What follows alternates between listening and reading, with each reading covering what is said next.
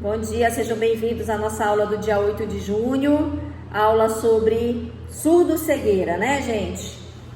E aí, ela vem hoje, esse capítulo, ele acaba introduzindo já as especificidades que foram elencadas para essa disciplina, que dizem respeito às deficiências em si, né?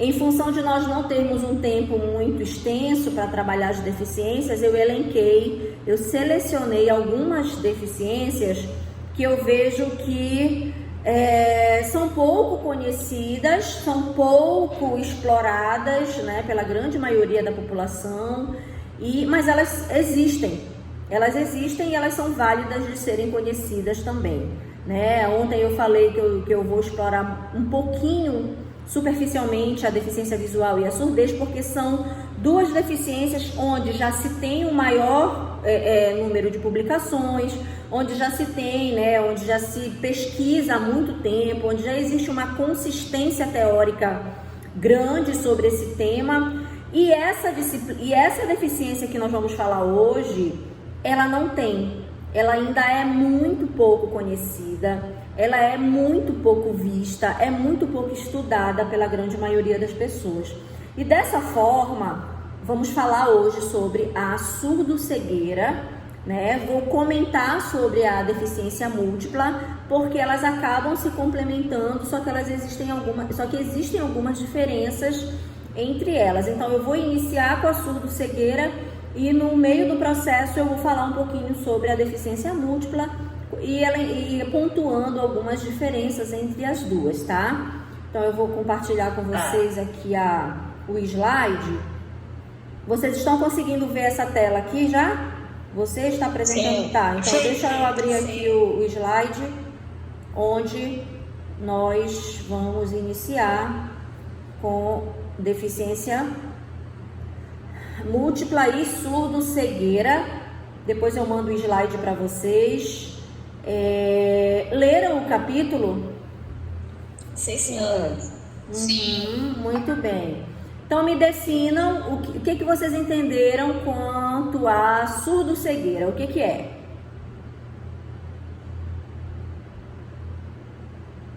Bom, surdo-cegueira, pelo que eu entendi, ela pode ser tanto crônica como adquirida, né? E pode vir em várias formas, tipo uma parte menor da visão ou uma parte menor da surdez, ou surdez completa e visão mais ou menos boa. Ou então pode ser totalmente, né? Totalmente surdo, totalmente cego. Tá. E ela é devido a algumas doenças durante a gravidez, se a mãe pegar, isso afeta o feto. Nós Às vamos vezes falar até na boca. Mas fundamentalmente, gente, surdo-cegueira vai envolver dois órgãos do sentido. Quais são? A visão e a audição, de modo que simultâneo, de modo concomitante.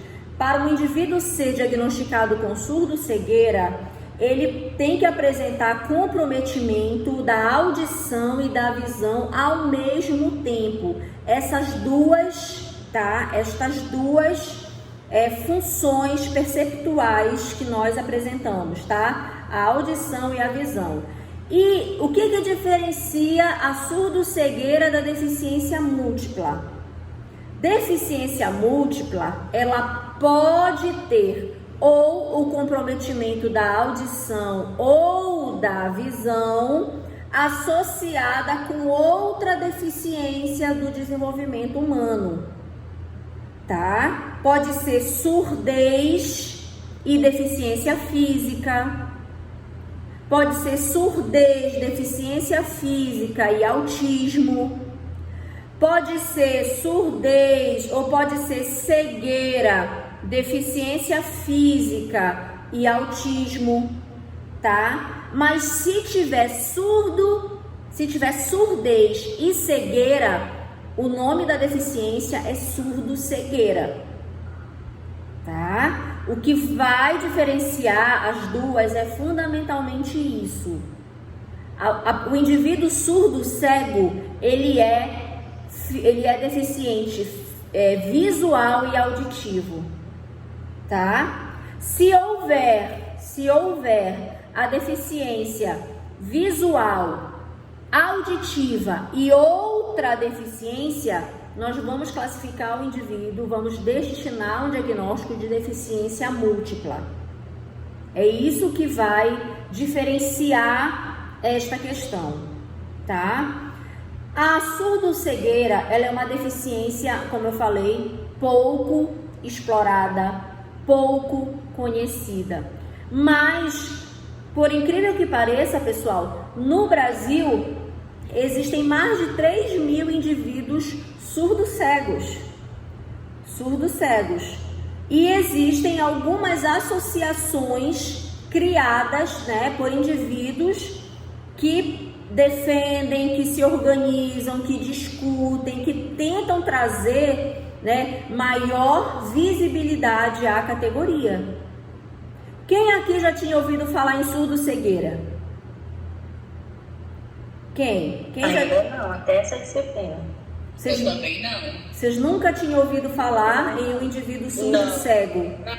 Eu já. Alguém conhece algum indivíduo surdo-cego? Eu não conheço, só ouvi falar pelo professor José Carlos uma vez e outra vez com a professora Rosiane, mas assim, eu nunca presenciei nenhum caso, mas queria muito.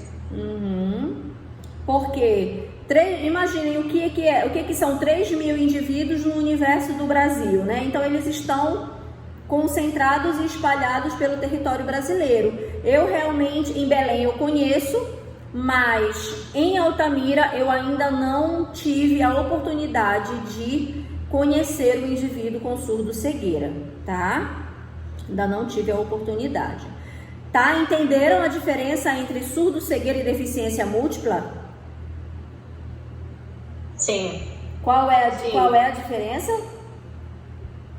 Surdo-cegueira é só quando é surdo-cego. E deficiências múltiplas é quando tem essas duas e mais alguma outra, como autismo ou alguma coisa do tipo. Ou outra, gente, quando tem surdez e outras deficiências, ou cegueira e outras deficiências. Ou surdo-cegueira e outras deficiências, tá? Surdo-cego só acopla duas deficiências. Deficiência múltipla acopla mais de duas deficiências, tá? Ou acopla a surdez e alguma outra deficiência, ou a cegueira e uma outra deficiência que pode ser, eu citei aqui o autismo e a deficiência física, mas pode ser qualquer outra deficiência que seja codificada pelo nosso CID, né? Pelo nosso Código Internacional de Doenças, tá? Ok? Eu só citei o autismo e a deficiência física para vocês visualizarem bem. Mas pode ser deficiência intelectual e surdez, deficiência intelectual e cegueira, deficiência intelectual, deficiência física e surdez, né? Essas aqui é mais de duas deficiências no indivíduo só, ok? Tá entendido?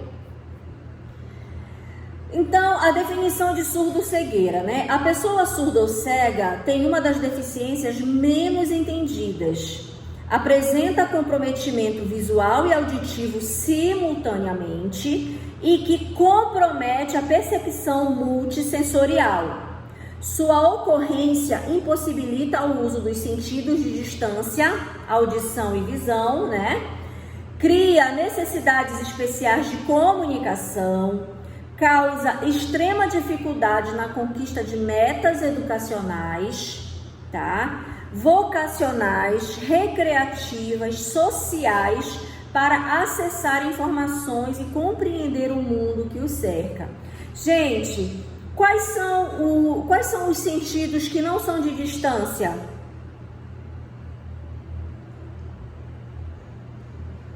Como assim? Olfato e o tato, né? E o tato não é um sentido que requer distância para você poder utilizar. Diferente da audição e da visão.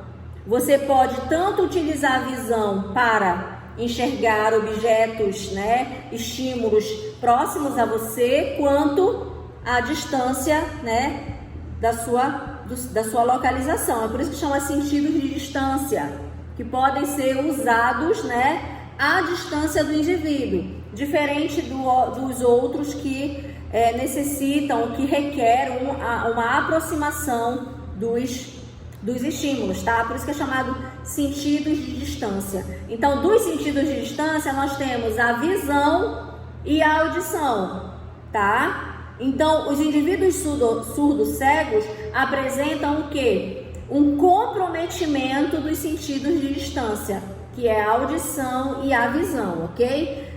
Dessa forma, quando o indivíduo ele deixa de enxergar e ele deixa de ouvir, ou quando ele apresenta deficiência nesses dois campos, né, sensoriais, audição e visão, imaginem a vida dele em sociedade, como que ele vai se comportar em sociedade, né? Imaginem um indivíduo surdo ou cego tendo uma autonomia. Será que ele consegue ter uma autonomia, o autocuidado de forma independente?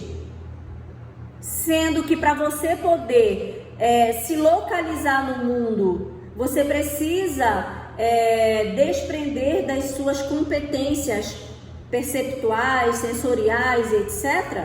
Imaginem o que é não ver, imaginem o que é não enxergar.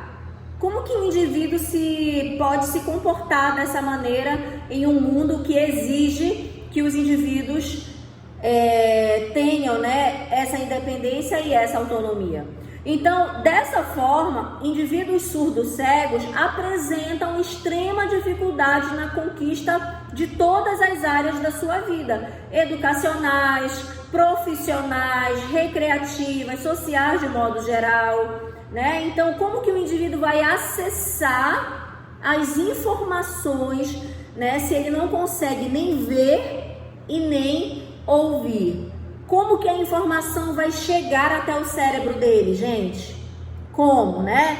Então, ao longo do tempo, ao longo que os indivíduos eles começaram a ser vistos e começaram a ser estudados, os indivíduos surdos cegos, foram sendo desenvolvidas técnicas para explorar outros sentidos que pudessem levar as informações até o cérebro dos indivíduos e dessa forma eles pudessem ser o quê? Inseridos no mundo em que eles vivem. Então, dessa forma, se o indivíduo ele não consegue ver nem enxergar, mas ele consegue sentir, né? Ele consegue sentir, ele consegue ter o tato, que é o outro órgão do sentido, né? Que é outra percepção, é outro canal de percepção. Ele, através do tato, a informação é levada até o cérebro, que é o órgão que vai processar a informação através do tato, através do movimento. É por isso que os mecanismos educacionais e adaptacionais para os indivíduos surdos cegos, eles necessitam desse contato físico, tá? Eles necessitam do contato físico para que haja essa aprendizagem e esse desenvolvimento, tá? Fora isso, os indivíduos surdo-cegos, se eles não tiverem esse acompanhamento e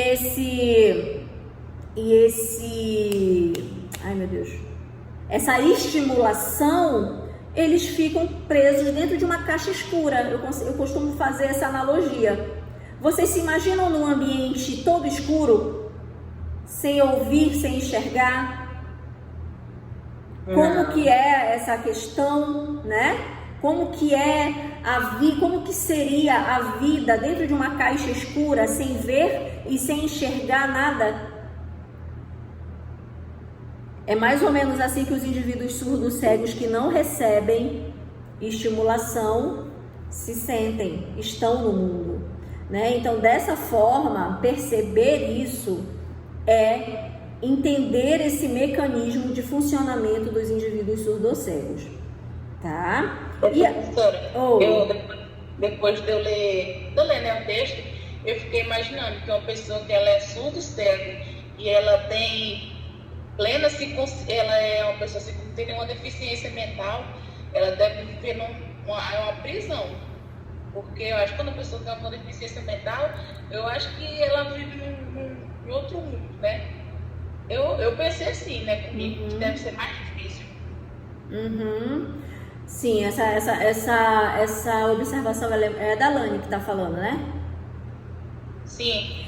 Essa observação ela é muito importante, porque isso também já foi, Adeline e turma, já foi objeto de estudo de muitos pesquisadores, né, de alguns pesquisadores que tentaram entender o funcionamento, né, emocional, o funcionamento cognitivo das pessoas, né, surdocégas, porque até então acreditava-se que indivíduos surdocegos, eles não podiam ser o quê? Alfabetizados, não podiam ser educados, não podiam ser inseridos dentro da sociedade de modo geral.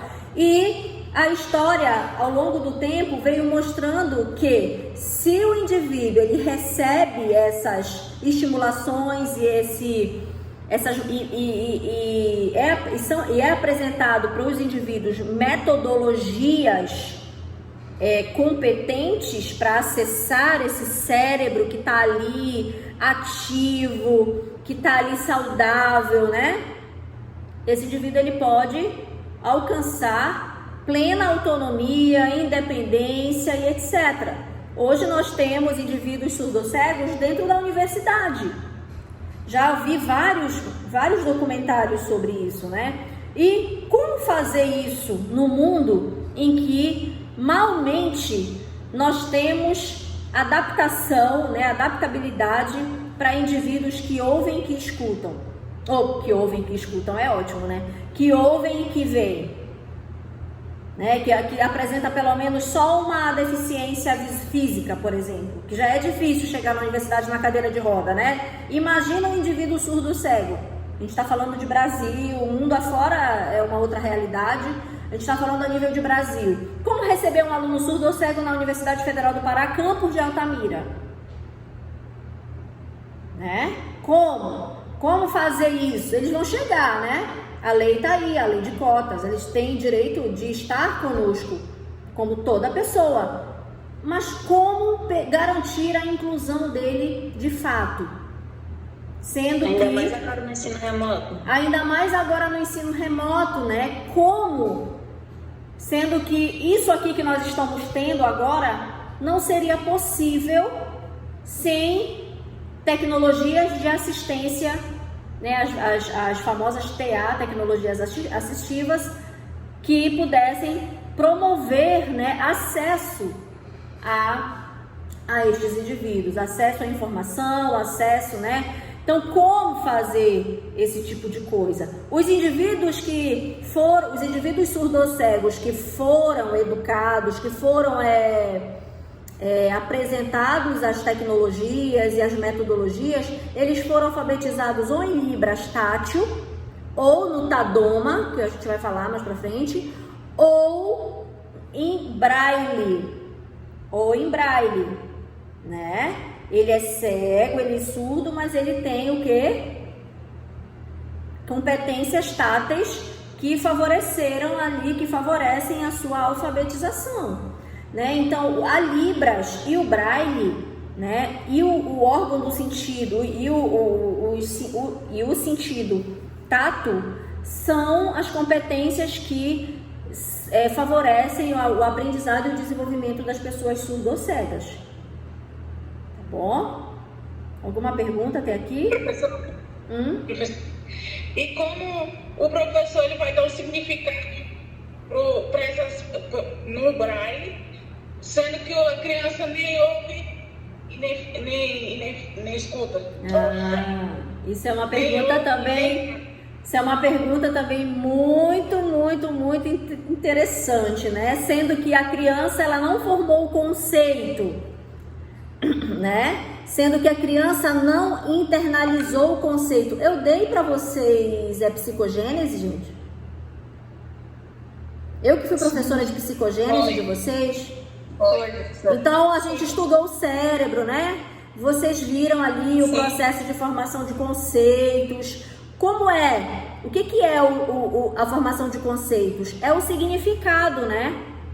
É o contato do indivíduo com o objeto e a internalização do conceito. Lápis, conceito... O que é isso aqui?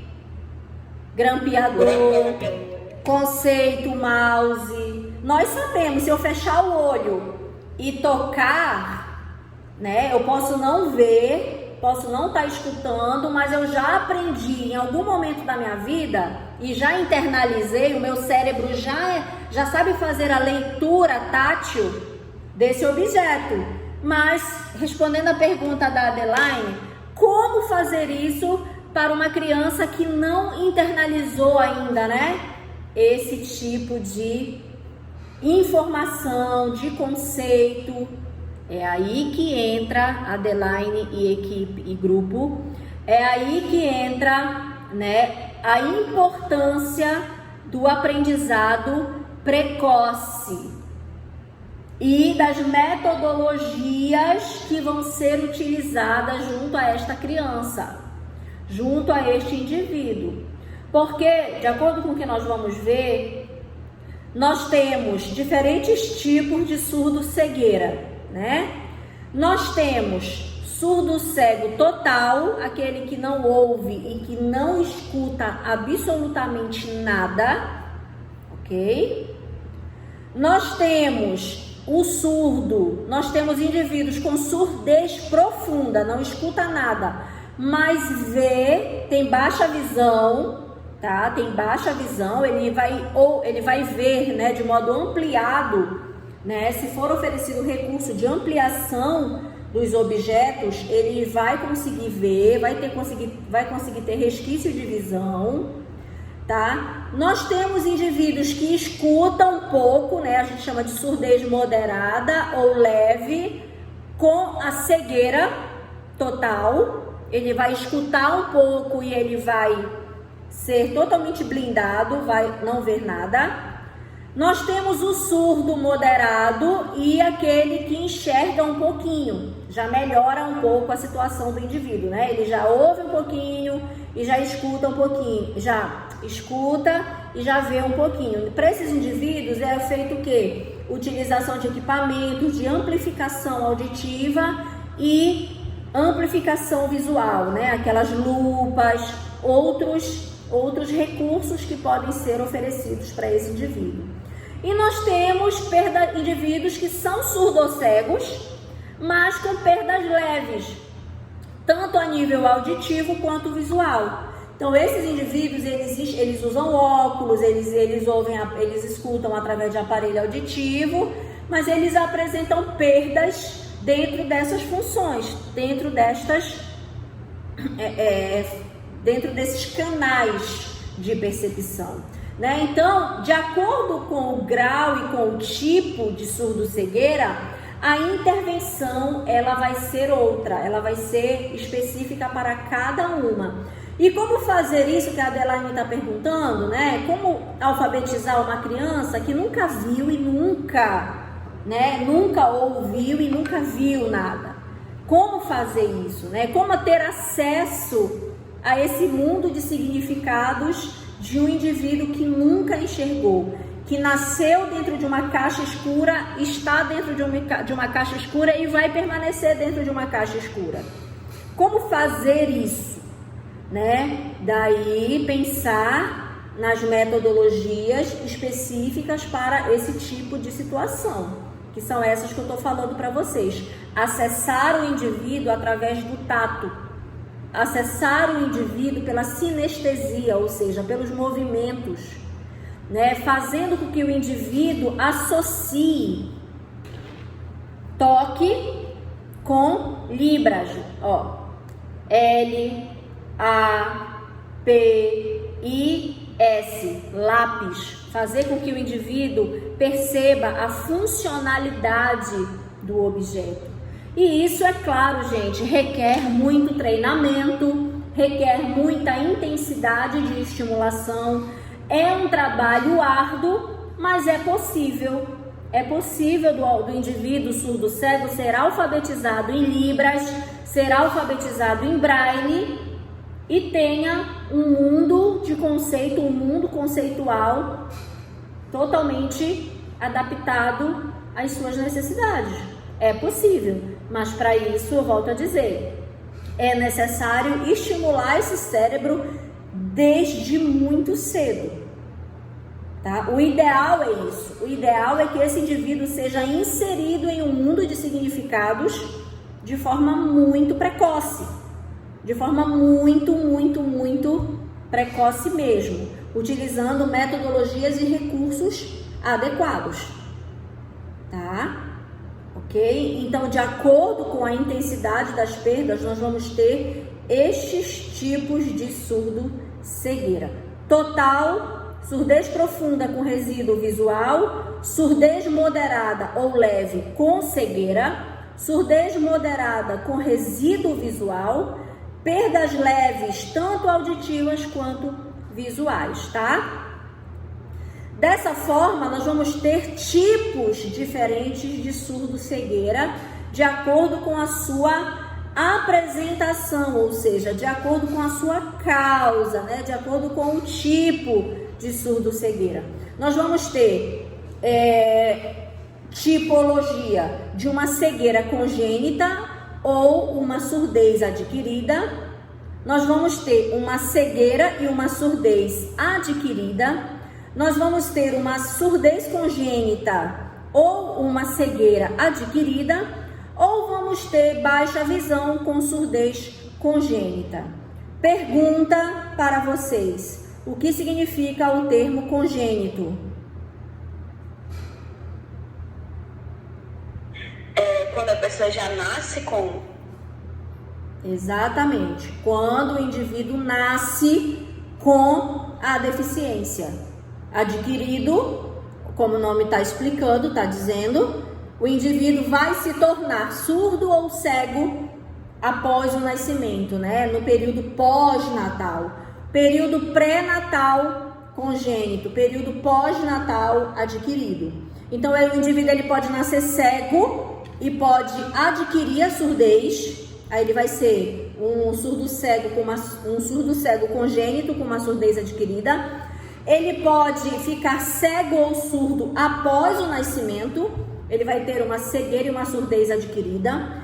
Ele pode nascer surdo e adquirir a cegueira pós-nascimento.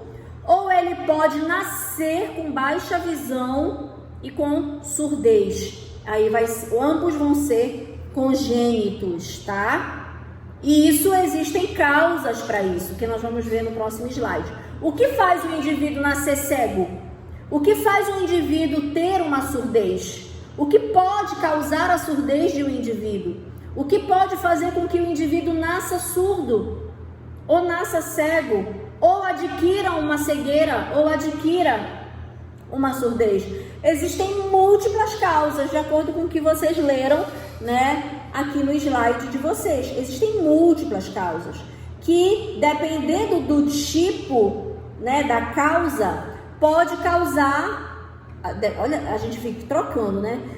Dependendo do tipo ou da causa, né, que provoca a perda da visão ou da audição, vai determinar o grau ou a intensidade dessa perda, ou dessa perda visual ou dessa perda auditiva. Então, falar em surdo-cegueira, nós temos que entender o tipo, o que causou, né, estudar as consequências dessa perda. É importante nós entendermos em que etapa, se a surdez ou a cegueira foi adquirida pós-natal. É importante, na verdade, observar em que nível do desenvolvimento houve essa perda, se foi adquirida na infância, se foi adquirida na adolescência ou se foi adquirida na idade adulta. O indivíduo ele pode se tornar surdo ou cego de forma pré-natal ou pós-natal, e se for pós-natal, em que etapa do desenvolvimento esse indivíduo se tornou surdo ou cego. Se foi um indivíduo que se tornou surdo ou cego adulto, ele já passou a vida toda o que, gente? Aprendendo, né? Ele já tem o cérebro totalmente o quê? Apto, né? Desenvolvido, competente, eficaz. já aprendeu a ler, já conhece as coisas do mundo, já vai ter referência. Se você coloca, se ele se torna surdo ou cego aos 30 anos e você coloca um lápis na mão dele, o cérebro dele vai receber a mensagem e vai entender que é um lápis, correto, gente? Sim. Mas se você vai levar um garotinho surdo cego para a escola, né, quando ele tiver com 3 anos de idade, você coloca esse objeto na mão dele, ele não vai ter essa referência conceitual, correto? Porque ele não tem experiência com o objeto, ele nunca viu, ele nunca usou, correto? Estão entendendo? Sim, senhora. Sim. Exatamente. Então, respondendo isso que a Adelaine perguntou, é através desse processo, viu, Adelaine? O indivíduo ele necessita ter a referência. Fazer com que o indivíduo tenha referência, dependendo do tipo de surdo-cegueira, que é o grande X da questão. Tá? Estão entendendo? Alguém quer fazer alguma pergunta até aqui?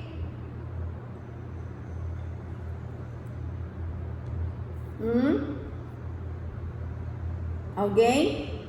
Alguém quer fazer alguma pergunta até aqui? Não? Vocês estão me ouvindo, gente?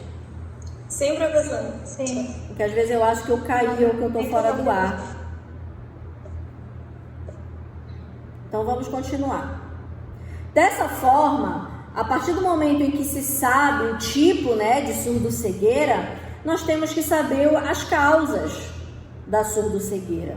E dentre as causas, como eu falei anteriormente, a surdo-cegueira ela pode ser congênita ou adquirida, já entendem isso, né? Congênito ou adquirido. A criança ao nascer, a criança ao nascer, ela pode apresentar uma icterícia. Icterícia é um problema pós-natal, tá? Pós-natal. Então, a icterícia é uma causa pós-natal. Então, se a surdo-cegueira for causada por icterícia, que é um problema em que a criança nasce amarelinha, já ouviram falar? Em que ela necessita ir para a incubadora, fazer fotoestimulação, fica pegando fotoestimulação para voltar. Já ouviram falar da icterícia? É pré-natal mesmo, a criança nasceu, ela nasce ictérica. E aí, se for isso, a causa é adquirida, tá? Oi, quem ia falar? É o Irlando. Oi, Irlando. Essa palavra icterícia me fez lembrar de um livro que eu li, que no livro falava que a pessoa contraiu essa doença de tanto usar heroína. Isso acontece também? A pessoa, geralmente a icterícia, ela é uma causa infantil, né? Crianças que são filhas de mães usuárias... Ela tinha 13 anos na época, 13 anos. Geralmente a icterícia, ela é relacionada à infância, ao pós-nascimento, né?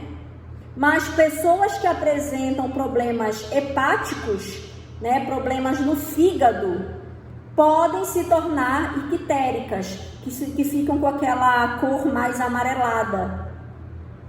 Pode acontecer. Exatamente isso que o livro falava mesmo, é porque o uso da droga estava prejudicando o fígado dela. Exatamente. Isso, é isso mesmo. Exatamente. A icterícia, ela pode estar muito presente no pós-nascimento, mas ela pode acometer qualquer pessoa que tenha problemas hepáticos, né? E o uso de drogas, como são sintetizadas ali no fígado, pode acometer esse tipo de... Pessoas que com hepatite, por exemplo, elas ficam amarelas, né?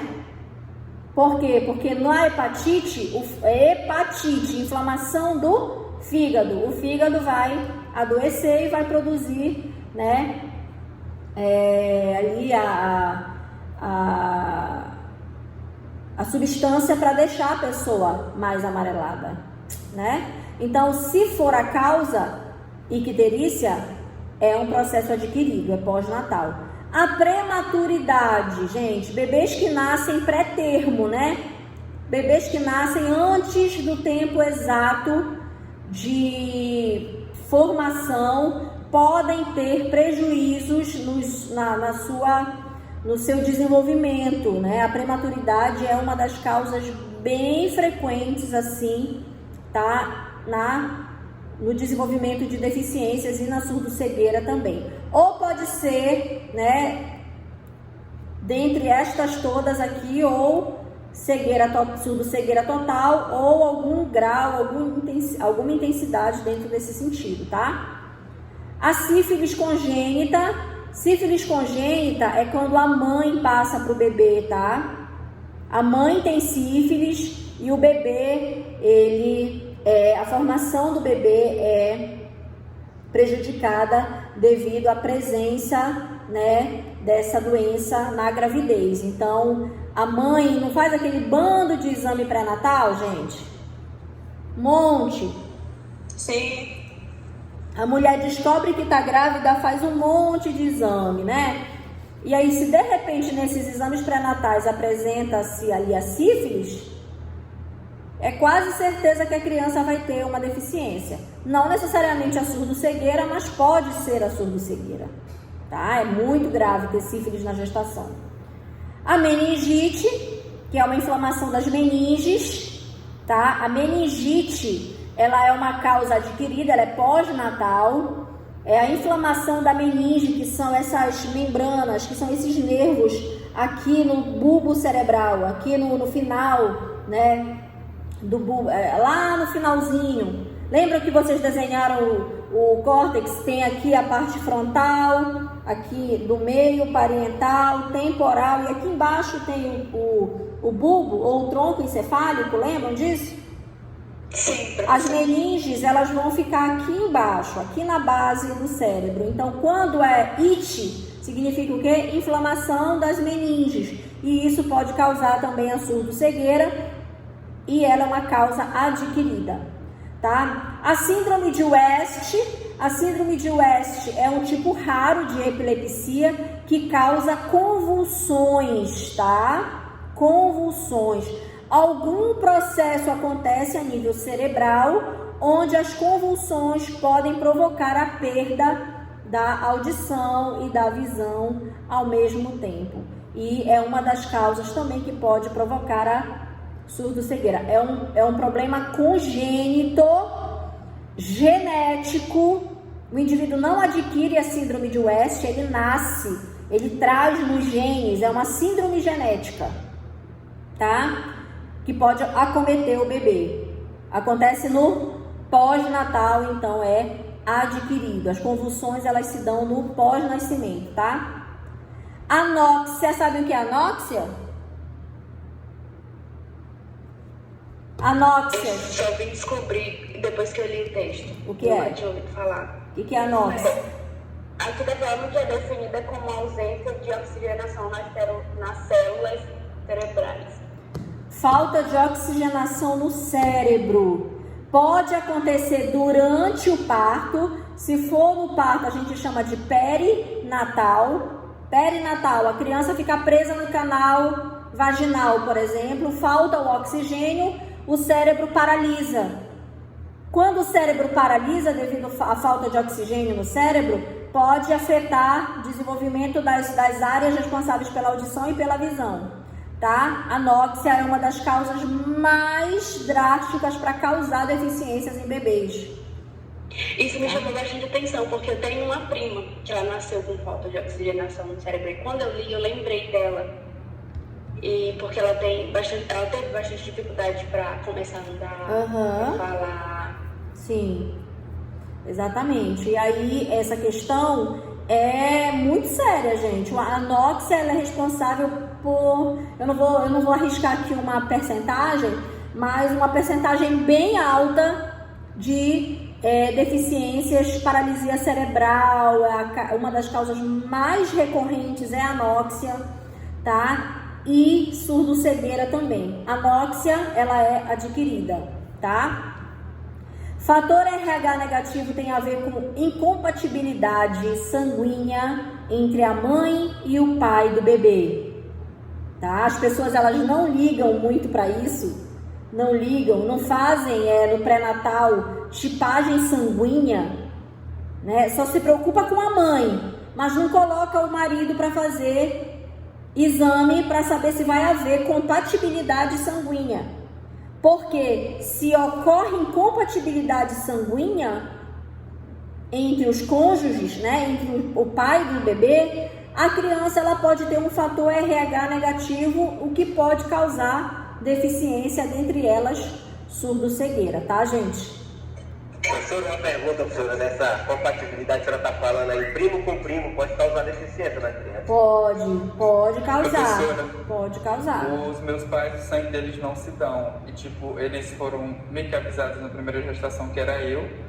Quando eu nasci, eu sofri porque cresciam muitas feridas em mim, até 6 anos. Eu nem gosto de lembrar, assim, porque é vagamente correndo. Mas nessa lá, e depois nasceu meu irmão, só que ele teve epilepsia, só que, tipo, o sangue dele não se dava. Então, era de certeza que possivelmente a criança nasceu com deficiência. Sim. A questão sanguínea, gente, em relação às deficiências, é uma questão muito séria que as pessoas elas não ligam muito para isso, sabe? E aí, às vezes, a criança nasce com alguma deficiência, aí só depois é que os médicos ou os pais são alertados com relação a isso. Muito, muito complicado. Oi? E pode vir tipos de doença, né? Porque minha prima veio com visual. Assim, ela não é deficiente visual, né? Mas ela tem bastante problema. A outra é intelectual. E o menino, ele é só o Jesus na cara. Mas assim, a gente dá pra perceber, porque eles são primos. E os 3 nasceram com problemas. E é sério esse negócio. Assim, eu acho que eu devo ter algum problema, só que eu ainda não descobri, mas, tipo, a primeira geração, entre essas, foi normal, né? Só a segunda que meu irmão veio cometer alguma deficiência, mas eu, até agora, não sei de nada. Sim. Não é 100%, né? Tem incompatibilidade sanguínea, a pessoa vai nascer com deficiência. Eu tenho primos que são casados e os filhos não nasceram com nenhum tipo de deficiência, né? Mas é um risco.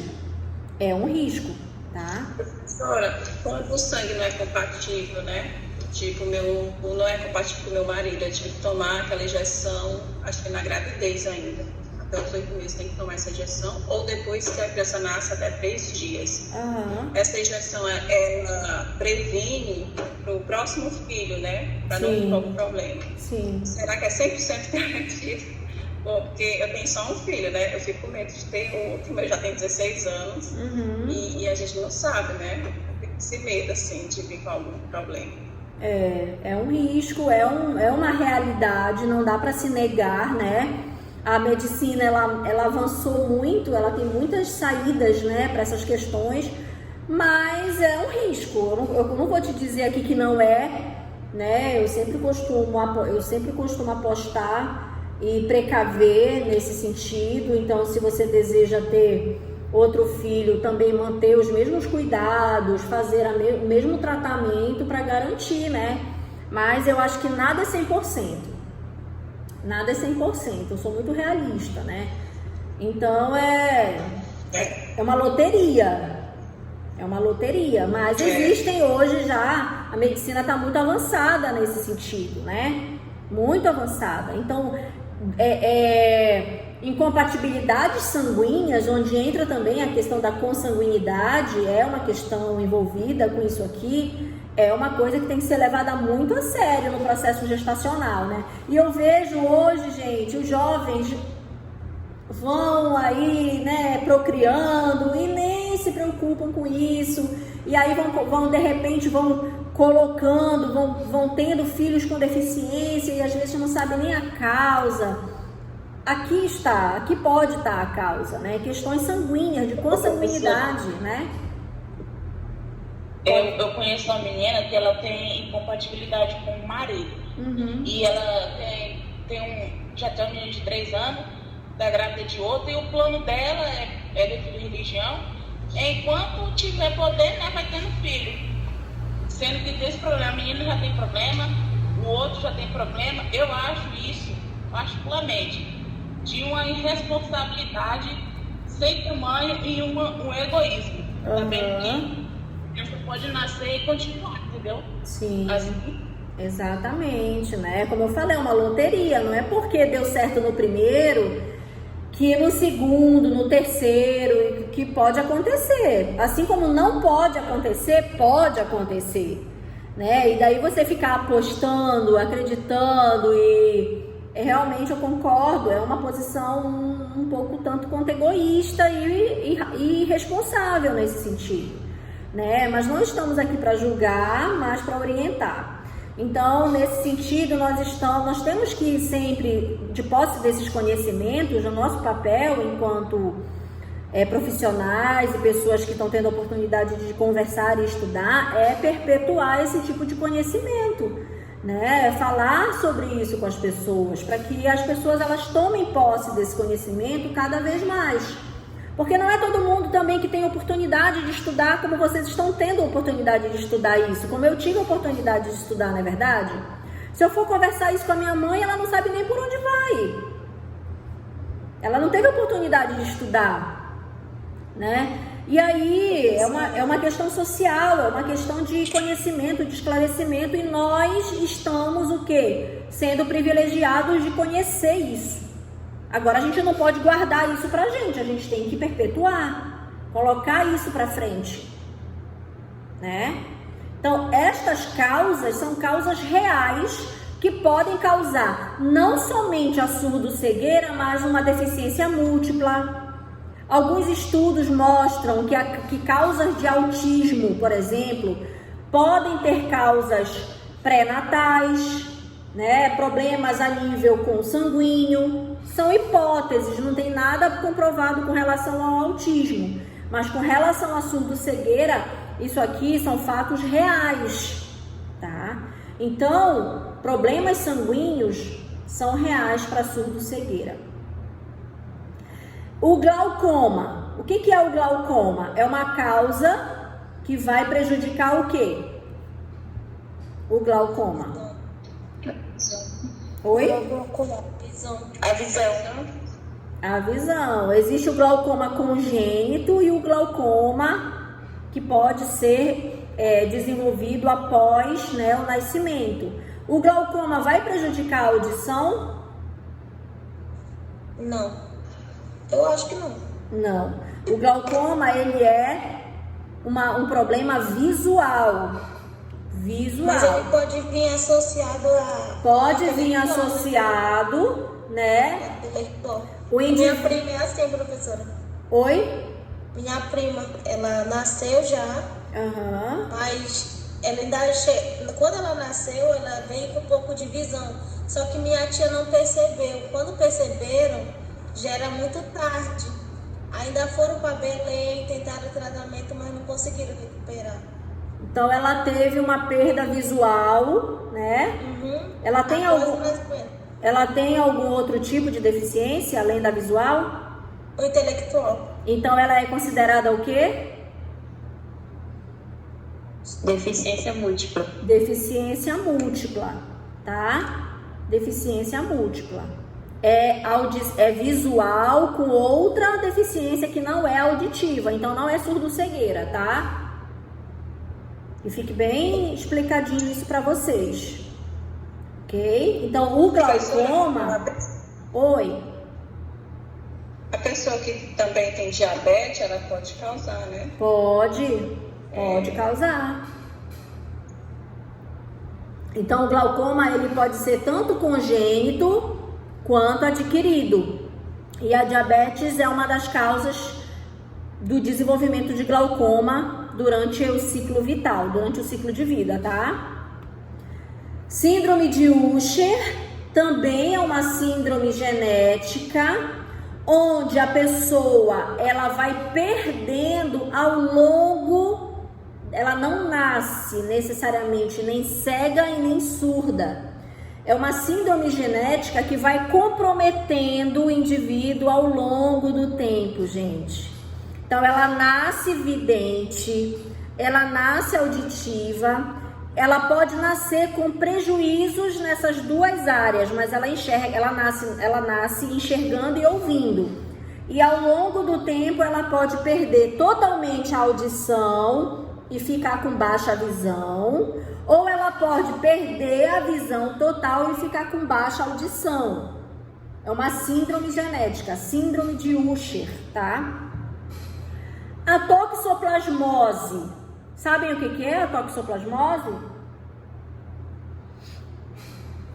É a doença de gato. Hã? É o quê? É causada por pelo de gato, fezes de gato. É um protozoário, né? O protozoário que costuma estar presente nas fezes de animais. Dentre estes animais, gatos, cachorros e pombos, tá? Gatos, cachorros e pombos. Oi? Que é transmitida por rato, professor, que eu não consigo pronunciar. Aquela do rato é a leptospirose. Leptospirose. Eu falo lepto. Leptospirose. A dicção não permite falar. É o quê? A minha dicção não me permite falar essa palavra, professora. Leptospirose?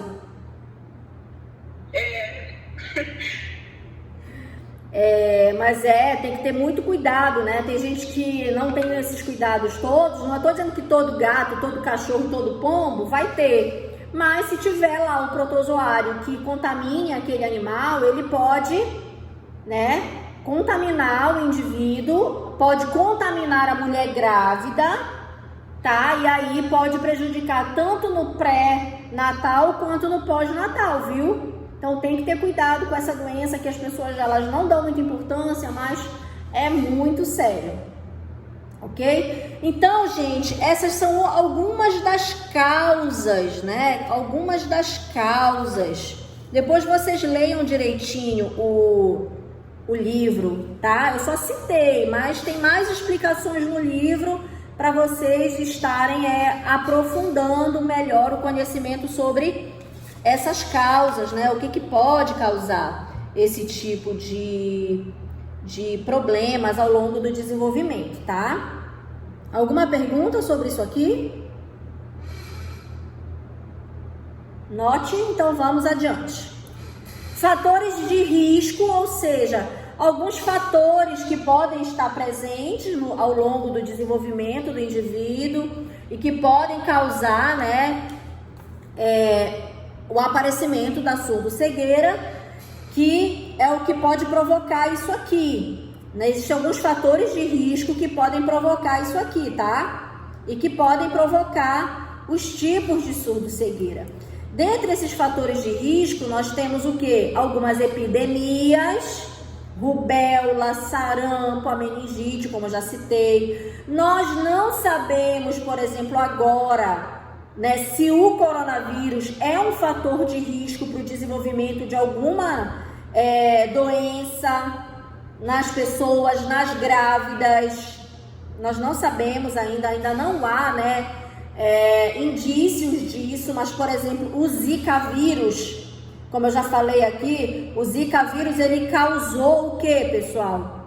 Microcefalia nas crianças, né? As mães que tiveram Zika vírus tiveram bebês, né? Muitas tiveram bebês com o quê? Microcefalia, né? Professora. Oi.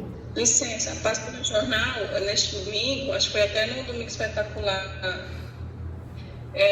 que uma bailarina, depois que ela teve Covid, ela deu paralisia nas pernas. Olha só. Não sei se alguém divulgou.